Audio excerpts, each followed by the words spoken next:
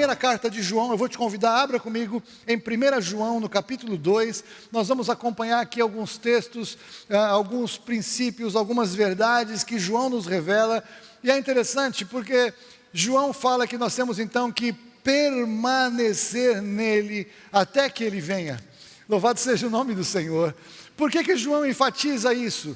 Queridos, porque quanto mais nós nos aproximamos da vinda do Senhor, cada vez mais vai ser difícil permanecer nele. Ô Haroldo, você está aí, você está fazendo ameaça? Não, eu estou dizendo o que a Bíblia diz. A Bíblia diz que nos últimos dias vai vir o engano. Jesus falou isso literalmente em Mateus 24. Nos últimos dias vai haver um aumento do engano, o engano da doutrina, o engano acerca de quem é o Senhor Jesus, o engano acerca da grande tribulação, o engano acerca do sistema do anticristo que virá, o engano aumenta. A palavra de Deus também diz que nos últimos dias nós teremos a apostasia. Então não é alguma apostasia, porque a apostasia nós sempre tivemos ao longo da história da igreja, desde os dias dos apóstolos, mal tinha sido inaugurada a igreja primitiva, já tinha gente apostatando da fé. O que é apostatar da fé? É sair do seu lugar, sabe assim? Nós temos um lugar de fé, nós temos um lugar onde nós encontramos o Senhor, há um lugar espiritual onde nós somos estabelecidos em Jesus Cristo, e aí as pessoas vão se movendo do Evangelho, vão se movendo deste lugar, vão acrescentando coisas, vão aceitando, como a Bíblia fala, esse ensino de demônios, meu Deus, engano, entrando dentro da igreja, falsos mestres, falsos profetas, falsos apóstolos, não é? Então é por isso que aqui a gente sempre incentiva, leia a sua Bíblia, marque, cheque o que está sendo pregado, se está de acordo com o que está escrito na sua Bíblia, não é isso? Por isso que eu também falo da Bíblia de papel. A Bíblia de papel ninguém vai poder fazer um reset nela, entendeu? Não tem atualização de software, não tem atualização de texto. Nos textos digitais eu não sei o que podem mudar, você está entendendo isso? Então, vamos ter sabedoria e prudência, vamos permanecer no Senhor até que Ele venha. Então veja, João, ele escreveu essa carta lá pelo ano 80, mais ou menos, depois de Cristo, e ele já começa falando que, filhinhos, já é a última hora. Se aquela hora era a última hora, nós aqui depois de 2000 anos, o que nós estamos vivendo? Estamos na prorrogação e pênaltis, né? Já ficou além do tempo. Não, o João está falando justamente esse conceito, a última hora, a última etapa, os últimos dias. Por quê? Porque antes disso, Jesus não tinha vindo. Antes da vinda, morte e ressurreição de Jesus, era como se tivessem aberto, era como se tivesse sob júdice a salvação eterna que Deus anunciava desde a lei acerca do Cordeiro sacrificado, desde os profetas que falavam acerca de Jesus que havia de vir. Se Jesus tivesse pecado na sua vida humana, e ele podia ter pecado, não haveria salvação para nós. Se Jesus tivesse ficado furioso na cruz do Calvário, e aí ele está lá passando aquele sofrimento terrível, aquele monte de soldados zombando dele, escarnecendo dele, a população toda ali, de alguma maneira, assistindo aquela coisa injusta, aquele julgamento que foi uma farsa, que foi uma fraude, e aí fala, se você é mesmo filho de Deus, já desce daí que nós vamos crer. Jesus podia ter feito isso.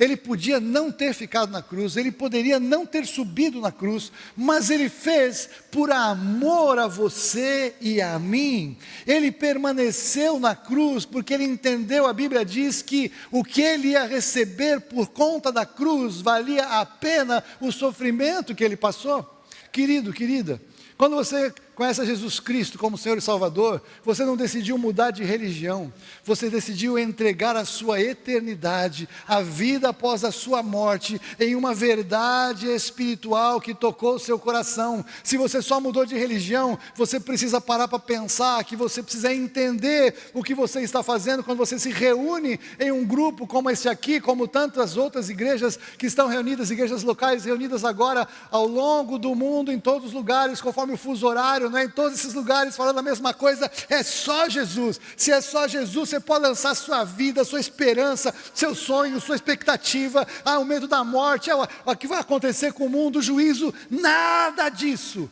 tem poder para te preocupar, tem poder para te trazer medo, porque você está com aquele que pode segurar o universo na palma da sua mão. O que dirá segurar você e colocar no reino dele, aleluia? É quem reina, é quem governa sobre tudo, porque ele criou, aleluia, louvado seja o nome do Senhor. Então você precisa saber em quem você crê. Você não pode ser evangélico, você tem que ser de Jesus. Você não pode ser crente, porque até os demônios creem e tremem. Você tem que ter a sua vida entregue, cheio de revelação, sabendo quem você é, sabendo que é o garantidor da tua alma, sabendo que é o garantidor da tua eternidade. E com tanta confusão nos dias que estão e que virão, você precisa permanecer em Jesus Cristo, em nome de Jesus, aleluia.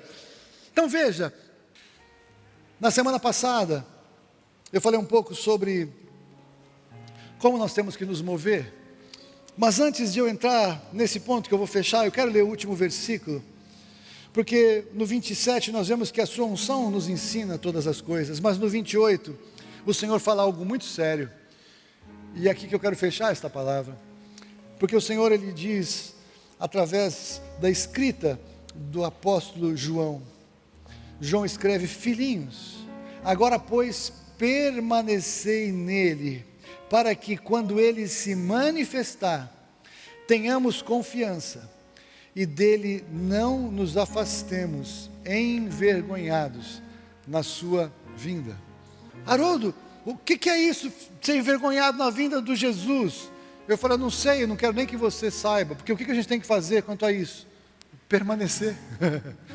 O Senhor, João nos fala: permaneça nele. Se eu me permaneço nele, pouco importa quando ele vem, se é arrebatamento pré, no meio, pós, se é diagonal, se é para todo mundo, se é para alguns, pouco importa, porque se eu permaneço nele, eu não vou ficar envergonhado na sua vinda, e vou me afastar porque ele voltou, e de alguma maneira eu estou desajeitado, porque se eu permaneço nele, toda a revelação que eu preciso para esses dias, ele vai me dar, todas as promessas dele estão reveladas, estão dadas a mim, vão se cumprir, toda a obra dele em mim, arrependimento de pecado, revelação pelo Espírito Santo. A Bíblia diz que Deus não faz nada na terra sem antes revelar a seus servos, os profetas. Quando chega a hora do arrebatamento, pouco importa a sua linha de doutrina, o Espírito Santo vai falar para os que são dele: eis o noivo, sai ao seu encontro, e nós vamos levantar com as lâmpadas e vamos encontrar com o Senhor, e não vamos nos afastar dele envergonhados na sua vinda. Eu não estou a fim de ensinar para ninguém o que é para fazer para ficar envergonhado ou envergonhado naquele dia, porque isso é algo que não passa na cabeça de alguém que é de Jesus, correr o risco de estar nessa posição, se está claro o que tem que fazer para não estar nela. Você está entendendo isso?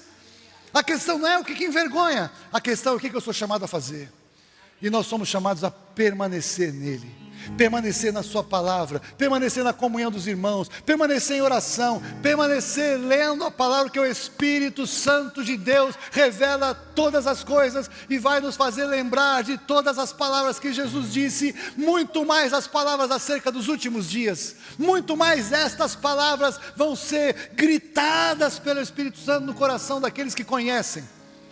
Mas eu quero fechar lendo o Evangelho de João, capítulo 15, versículo 5, e você vai perceber uma coisa importante que você precisa saber acerca de permanecer em Jesus. E Jesus, no versículo 5, ele diz de novo: eu sou a videira, vós os ramos. Quem permanece em mim e eu nele, este dá muito fruto. Este dá muito fruto. Querido, querida, nós somos chamados a permanecer no Senhor e dar frutos. Até quando? Até que Ele venha. Ele quer nos achar servindo. Lembra que nós falamos semana passada? Que bênção que se o Senhor, quando vier, nos achar servindo. Que vinda que aquela, pouco importa qual é, não vou discutir doutrina de escatologia, eu vou dizer o seguinte: de alguma maneira o Senhor fala para a gente o quê? É muito bom, quando eu vier, eu achar você servindo, porque se eu fizer isso, se eu te encontrar assim, eu vou colocar você sobre todos os bens do meu Pai. Então não é o que você vai ter, porque esse é um pensamento do mundo, mas é o que você vai entregar como expressão de gratidão pela salvação, como expressão de que você entende que você não tinha a menor possibilidade de naquele dia entrar naquele lugar. Oh Jesus, naquele dia naquele dia, o céu aberto, aquele ambiente de adoração, os anjos cantando, aquela figura que não tem palavras para a gente explicar, e você perceber que você chegou naquele lugar, você, alguém como eu, que vivemos o que vivemos, que fizemos o que fizemos, que envergonhamos o Senhor tantas vezes na nossa vida, que não fizemos o que devíamos fazer, que desobedecemos, que transgredimos. Quando entrarmos naquele lugar, sabe o que vai acontecer com cada um de nós? Nós vamos cair no chão. Senhor, eu não mereço estar aqui. E sabe o que Deus vai falar para você? Eu sei, mas não foi por sua causa, foi por causa do meu amor e por conta do meu filho que está aqui à minha destra, sentado. E quando a gente entrar naquele lugar, naquele dia, nós vamos nos alegrar. Mas com certeza, eu estava lendo com a Fúvia, o Leonardo Ravenhill, um grande homem de Deus. Ele falou que nos primeiros 5 minutos do céu, a gente vai se lamentar de não ter orado mais, de não ter jejuado mais, de não ter pregado mais, de não ter santificado mais, de não ter consagrado mais, porque nós vamos ter uma plena revelação do Senhor, do que poderíamos ter feito, do que poderíamos ter sido, para glorificar o nome do Senhor. Meu querido, minha querida, você que está aí comigo hoje, vocês que estão aqui comigo hoje, nós não temos outro lugar para ir, que não seja permanecer no Senhor. Sabe por que nós temos que permanecer em Jesus? Porque só Ele tem as palavras da vida eterna. Não há outro. Não há outra maneira de entrar diante do Senhor que não seja através de Jesus. Não há outra vida para viver nesses dias que não seja em busca do Senhor Jesus, permanecendo nele, rejeitando todo o ensino de anticristo ao nosso redor e pedindo que o Espírito Santo nos revele e nos ensine todas as coisas, em nome de Jesus. Em nome de Jesus. Baixe sua cabeça, feche seus olhos. Você que está aqui, você que está em casa, mesmo você em casa, desliga outras coisas. Tem muita distração na tua sala, na tua casa, eu sei, no teu quarto. Mas o Senhor me coloca no coração mesmo esse desejo de fazer essa pergunta. Você tem permanecido nele? Você tem permanecido em quem você creu? Se você tem permanecido, glória a Deus, eu vou te convidar, não para, aprofunda, acelera, faça mais. Os dias são maus, os dias são difíceis, mas quanto mais nós estivermos no Senhor, mais guardados estaremos, mais protegidos estaremos. O medo não vai ter poder sobre a sua vida, em nome de Jesus. Mas você sabe quem você é, você sabe quem cuida da sua saúde, você sabe quem garante a sua vida, é o Senhor, o Todo-Poderoso. Então aprofunda, não saia, não se sinta intimidado, nem ameaçado por nada, porque esse é o esconderijo do Altíssimo. Esta é a sombra do Onipotente, esse é o lugar de proteção do Senhor, é nele, em nome de Jesus. Mas se você estava aí aceitando e estava saindo de lugar, está fora de posição, se você estava longe do Senhor mais do que devia, querido, querida, não brinca com isso, é tempo de estar o mais pertinho que você puder estar. A gente não sabe quanto tempo a gente tem até Jesus vir, mas muitas pessoas morreram ontem, crentes morreram ontem. Nós temos que estar prontos para encontrar com o Senhor o tempo todo, qualquer dia, qualquer hora, louvado seja o nome do Senhor. Se você não está tão permanecendo firme assim, arrepende do que você está fazendo, ou do que você não está fazendo. Deixa o Senhor encher o teu coração com o Espírito Santo nesse momento, deixa Ele te quebrantar o coração, não negocia, não flexibiliza. É melhor você ser consagrado em excesso do que você ver numa mornidão sem sentido.